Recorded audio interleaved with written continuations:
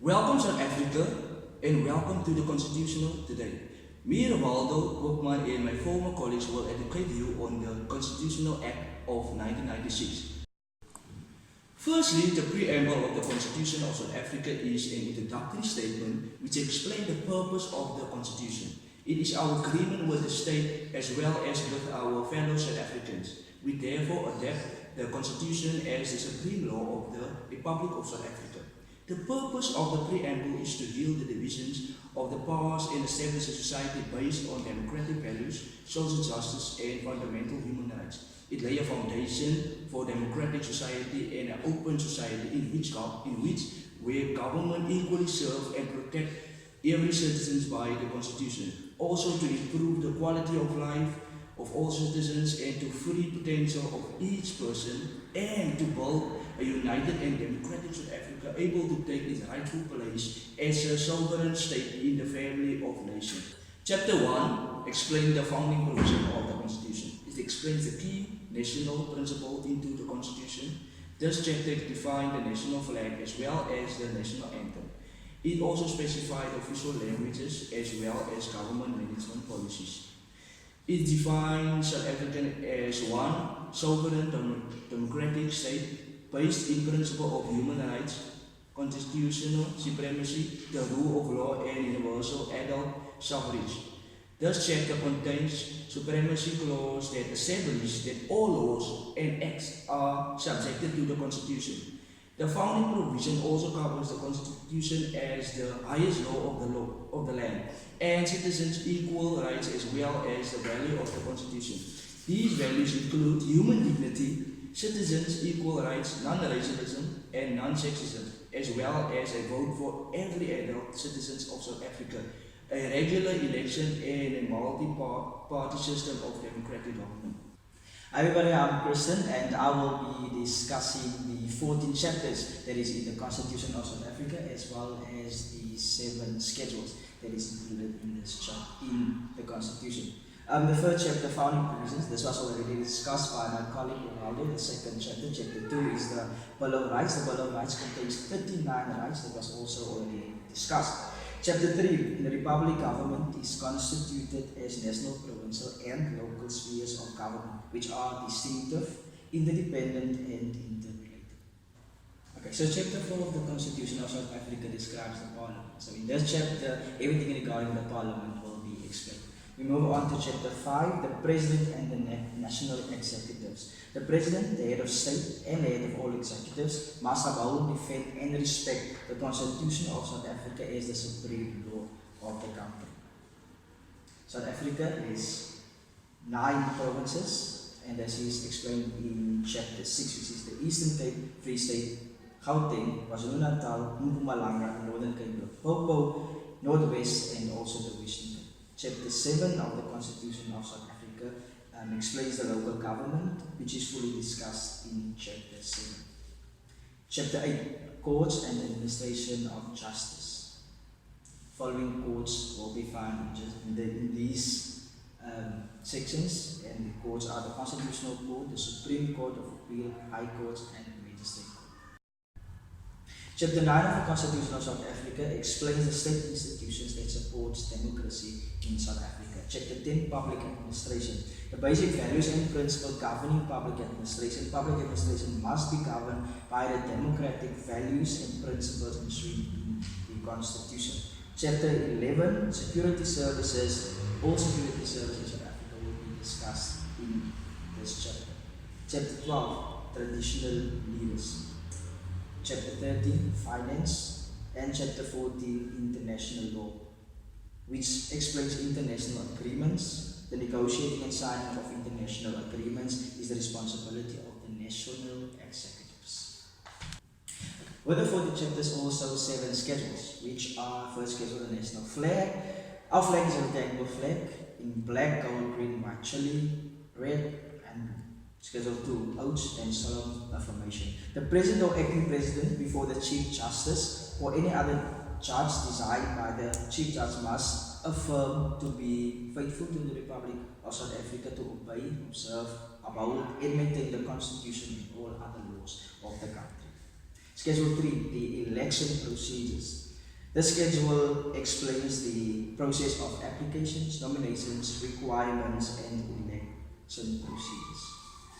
Moving on to Schedule 4 and 5. Schedule 4 and 5 defines the functional areas of common, national, provincial, legislative competence. So the last two schedules of the Constitution of South Africa is Schedule 6. Schedule 6 gives the definition for traditional arrangements in the Republic, where Schedule 7 defines law repealed and how it was amended from 1993 up to 1996. Ladies and gentlemen, up next is my colleague Jannico.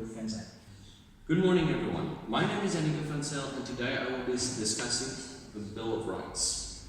The sections I will be covering is as follows. Now, rights. The Bill of Rights is a cornerstone of democracy in South Africa. It enshrines the rights of all people in our country, and it affirms the democratic values of human dignity, equality, and freedom. Applications. The Bill of Rights applies to all laws. The legislature, the executive, the judiciary, and all organs of state abide by this. Equality.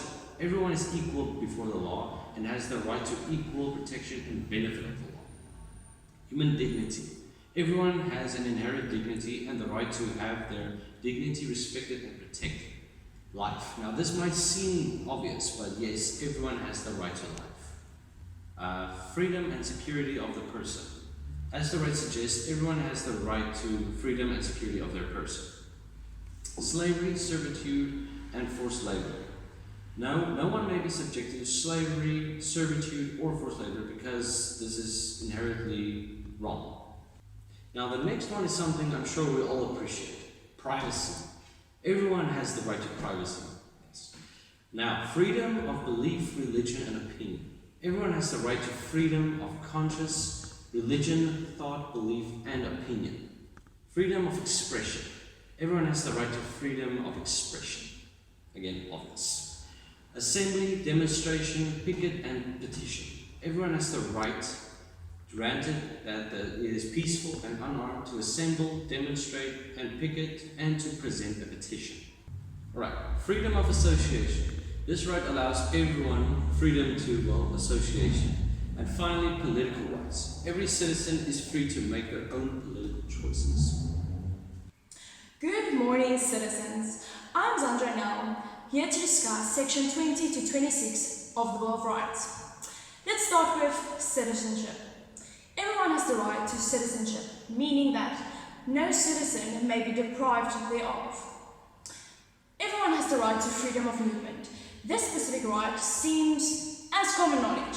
However, it consists of 3 separate sections known as the right to leave the Republic, the right to have a passport, and lastly, to have the right to enter, remain, and reside everywhere in the Republic.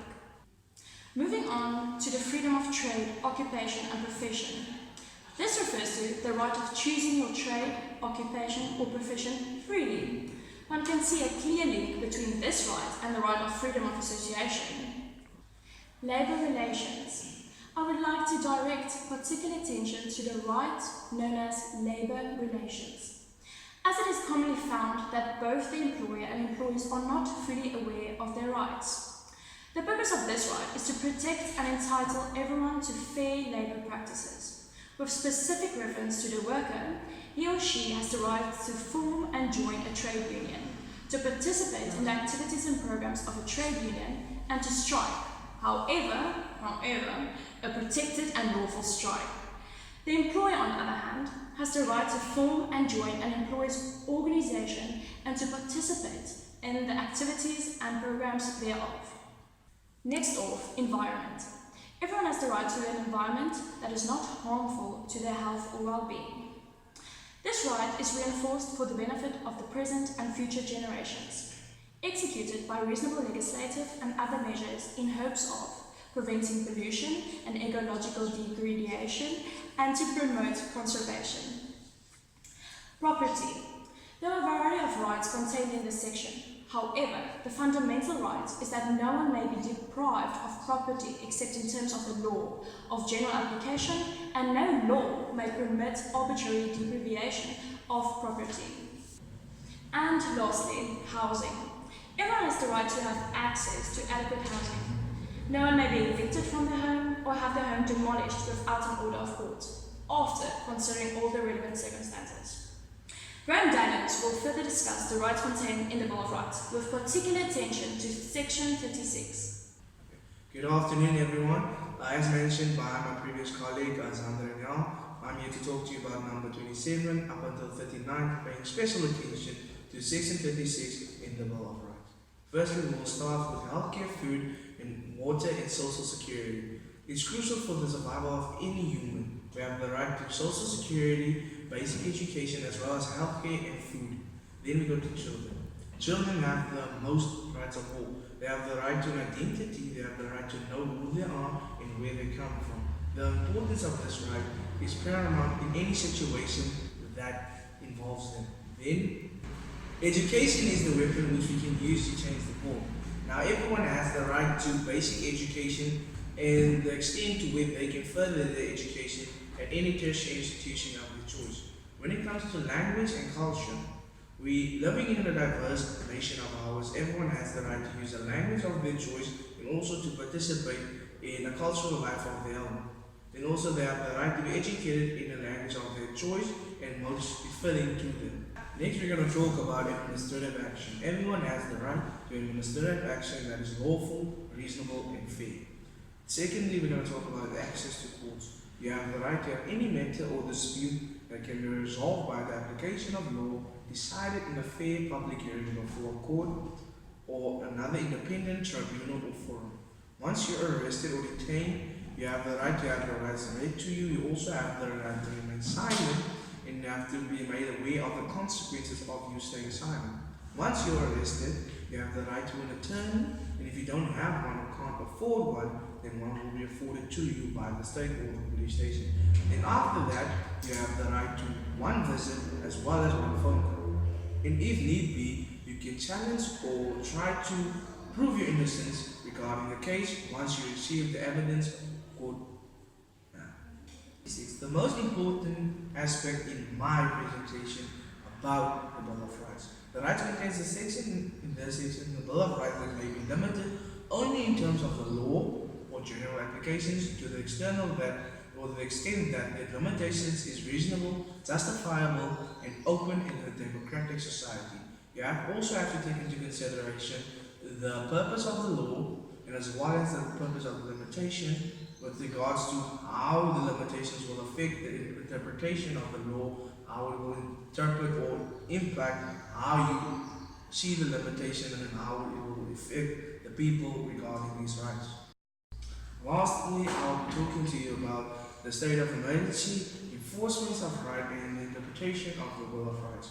When it comes to the state of emergency, it can only be enforced by an act of parliament when in the instance that the country or the nation's security, safety is being threatened by acts of war, terrorism, as well as nuclear disaster or invasion. Next, the enforcement of rights. Anyone listed in this section has the right to approach the court alleging that the right in the Bill of Rights has been infringed, threatened, and the court may grant the appropriate relief, including the declaration of the rights that individuals that can approach the courts if anyone or any acting in their own interest, those who act on behalf of someone else, or those who have the interest or the best possible interest for a group of people. Lastly, the interpretation of the Bill of Rights. When interpreting the Bill of Rights, a court or tribunal or forum must promote the values that underline an open and democratic society based on human dignity, equality, and freedom. They must consider international law that may consider foreign law when interpreting the legislation and when developing a common law, customary law, and even the court, tribunal, or forum must promote the spirit or purport or support the object of the Bill of Rights interpreted. With reference to case study number 15, you will be able to understand how the Bill of Rights is to be interpreted in our Constitution. The case study states that Mr. Asafari completed his LLB degree and wanted to register his contract of community service with the Law Society. The Law Society refused to do so due to 2 previous convictions for possession of cannabis and his intention to continue using cannabis, as the practice of the Rastafari religion required him to. Now, the Law Society argued that a person who declares his intention to continue breaking the law is not fit to be admitted as an attorney. So, what rights were infringed, Zandré? Well, from this given case study, it is clear that the freedom of trade, occupation and profession is violated, with specific reference to his right to pursue the profession of his choice.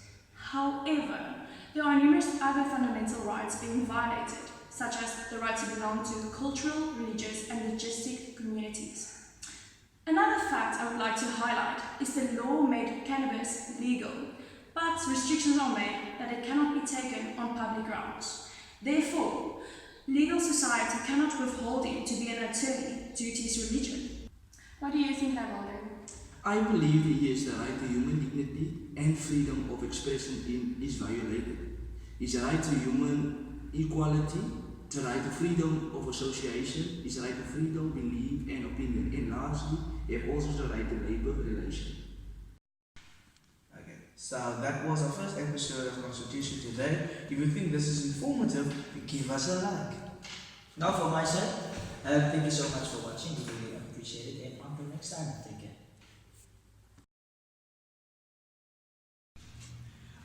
What I learned about the presentation is that I know more about the Constitution, I know about the preamble, the injustices that happened in the past, and now that I know that we are a unified country and a nation. Thank you. Okay, so what I've learned about the Constitution is that it contains of 14 chapters, 7 schedules. What was interesting is that it is actually a privilege to live in a democratic South Africa, and taking the Constitution into consideration will actually give you an idea what you should and should not do, and therefore live your life by. Thank you.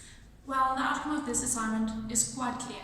We know the Constitutional Act and we're aware of the Bill of Rights. Something I found quite interesting was the 39 rights contained in it and how to apply it every day.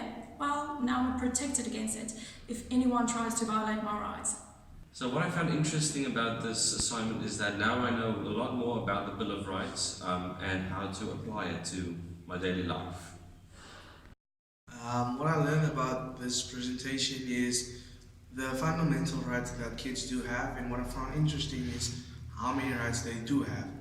And taking it forward, when I have my own child, is how to implement them when it comes to their safety and the overall